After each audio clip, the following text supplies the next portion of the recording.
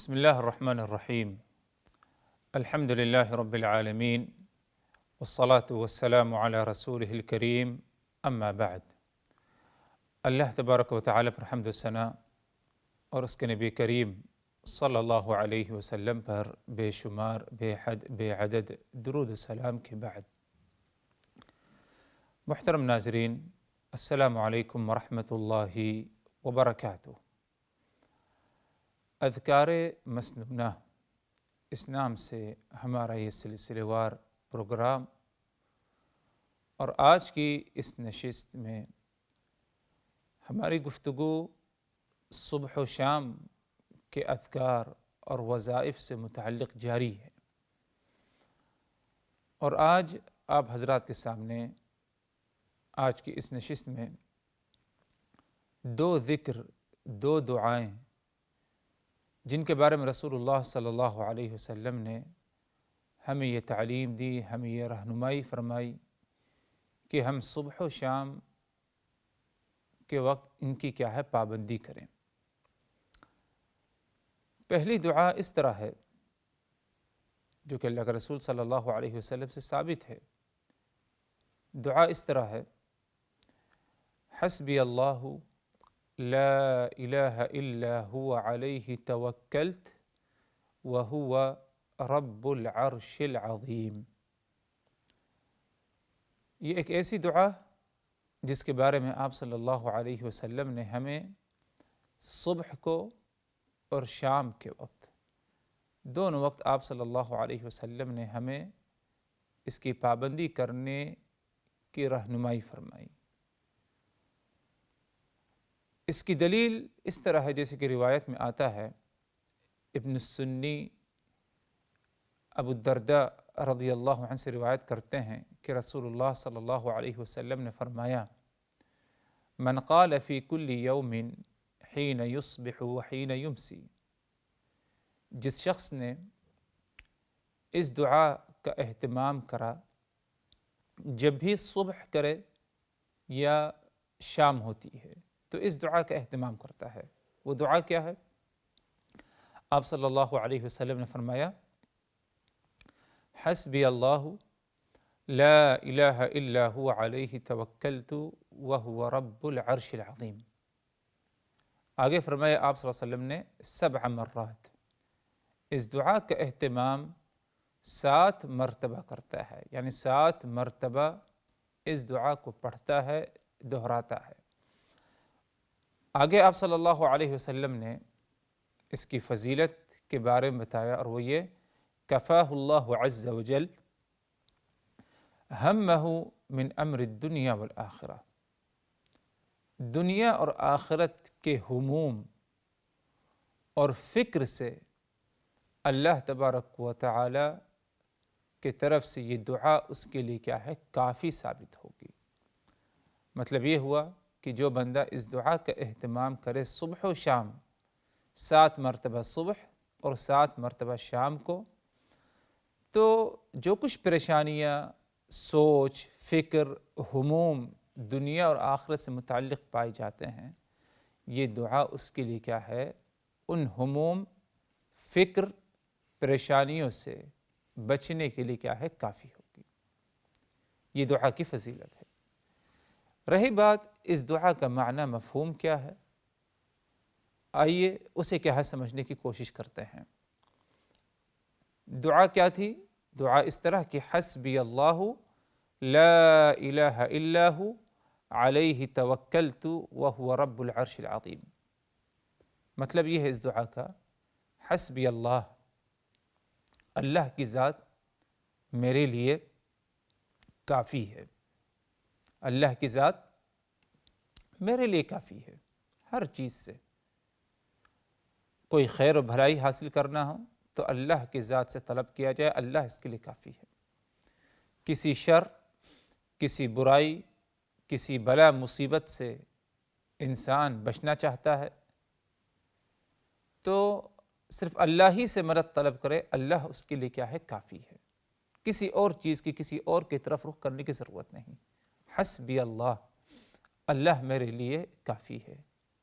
یہ اللہ کون ہے؟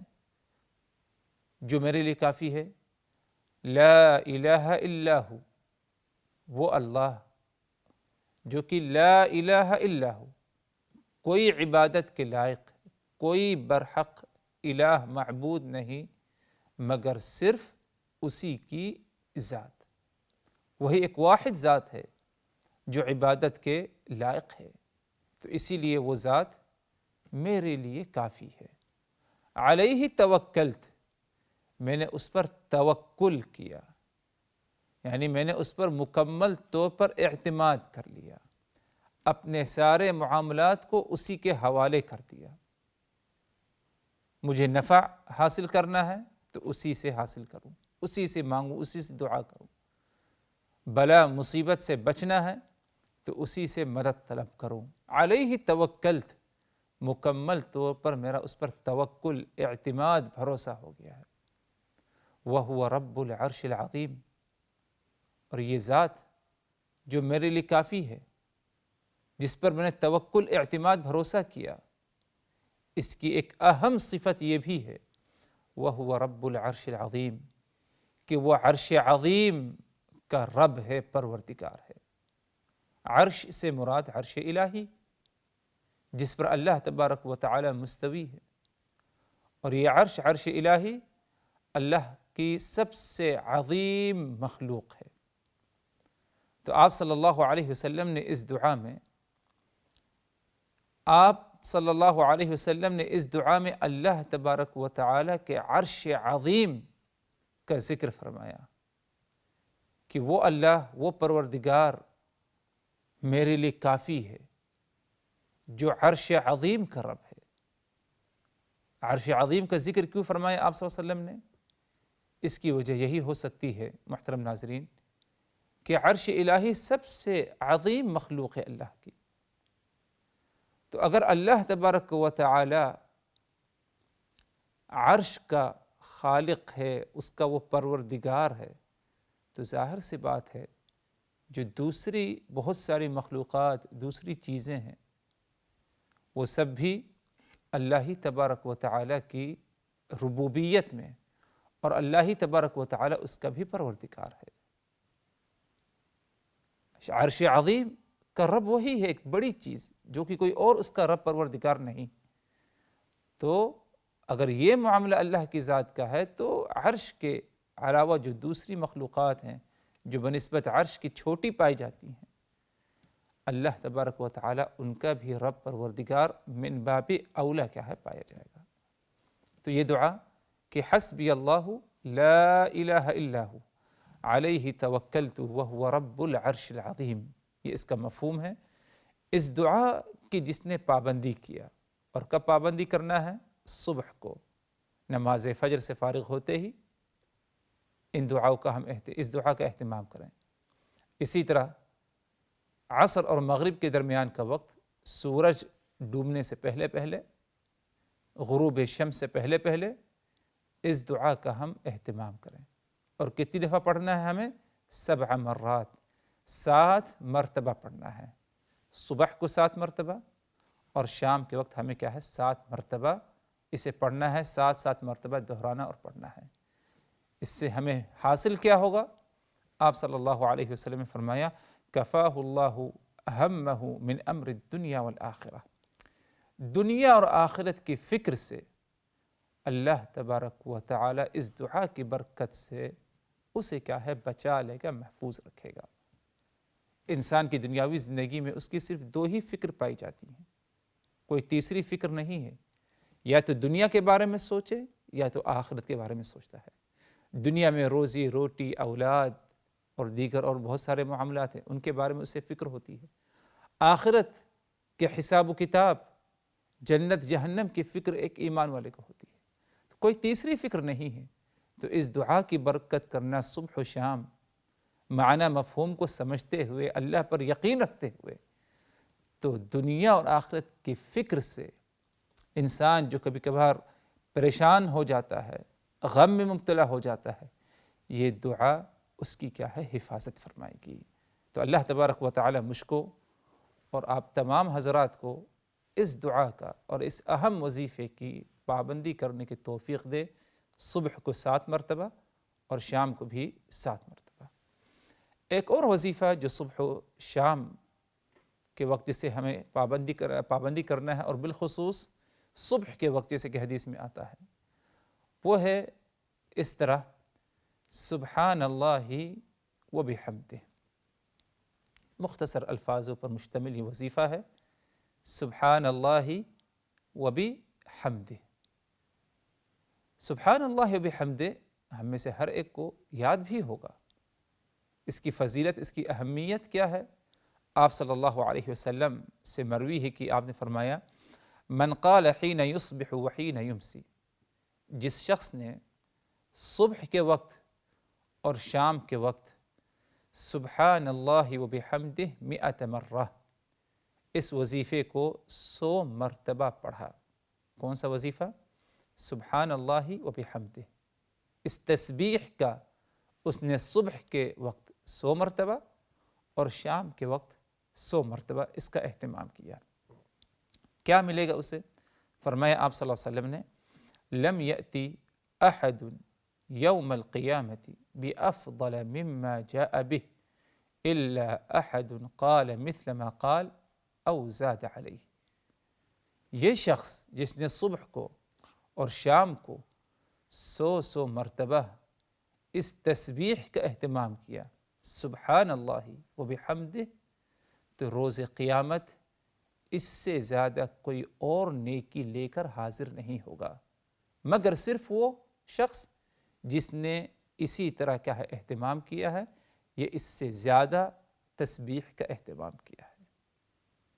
غور کریے، یعنی صبح و شام، صبح کو 100 مرتبہ، شام کو 100 مرتبہ، اگر کوئی شخص اس تسبیح کا اہتمام کرے پابندی کے ساتھ، سبحان اللہ و بحمدہ 100 مرتبہ، تو رسول اللہ صلی اللہ علیہ وسلم کا فرمان ہے کہ روز قیامت اس شخص سے زیادہ کوئی نیکیاں لے کر کے حاضر نہیں ہوگا، مگر صرف وہ شخص جس نے اس کے برابر اس تسبیح کا اہتمام کیا ہے، یا اس سے زیادہ آگے بڑھ چڑھ کر کیا ہے اس میں حصہ لیا، تو وہ اس پر کیا ہے سبقت لے گیا۔ تو اگرچہ یعنی سننے میں اور زبان سے ادا کرنے میں بہت ہی مختصر الفاظ پر مشتمل یہ تسبیح ہے، سبحان اللہ بحمدہ، لیکن حضرات معاملہ اس تسبیح کا یہ ہے کہ اجر و ثواب میں بہت ہی کیا ہے زیادہ ہے، جس کا ہم اندازہ کیا ہے نہیں لگا سکتے۔ اس تسبیح کا بھی ہمیں اہتمام کرنا ہے، صبح کو 100 مرتبہ اور شام کو بھی 100 مرتبہ۔ بہتر یہی ہے کہ آپ نماز پڑھ کر کے فارغ ہوئے، نماز فجر، تو اسی جگہ پر بیٹھ کر ان تسبیحات کا اہتمام کریں۔ اسی طرح نماز عصر سے آپ فارغ ہوئے تو بہتر یہی ہے کہ آپ اپنے مصلی ہی پر بیٹھ کر ان تسبیح کا یا اس تسبیح کا اہتمام کریں۔ لیکن اگر آپ بیٹھ نہیں سکتے، کوئی ضروری کام مشغولیت ہے، تو آپ چلتے پھرتے ان تسبیحات کا اگر 100 مرتبہ اہتمام کرتے ہیں، تب بھی جو ہے اس فضیلت کے کیا ہے آپ مستحق ہو جائیں گے۔ اور سبحان اللہ بحمدہ کا مطلب یہ ہے کہ میں اللہ تبارک و تعالیٰ کی ذات کو منزہ یعنی پاک کرتا ہوں، اس چیز کا اعلان کرتا ہوں کہ اللہ کی ذات ہر قسم کی کمی نقص سے، اللہ کی ذات منزہ ہے، پاک ہے۔ وبحمدہ، اور اللہ تبارک و تعالیٰ ہی کے لیے ہر قسم کی حمد اور ثنا میں کیا ہے بیان کرتا ہوں۔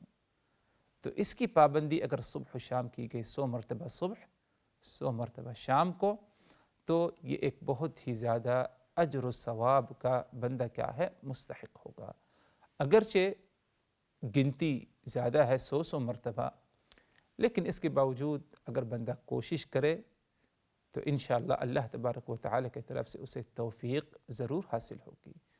اور یہ بھی کوشش رہے کہ ہم عام طور پر چاہے یہ تسبیح ہو یا کوئی اور تسبیح ہو، ان تسبیحات کا اہتمام ہم اپنی انگلیوں پر کیا کریں۔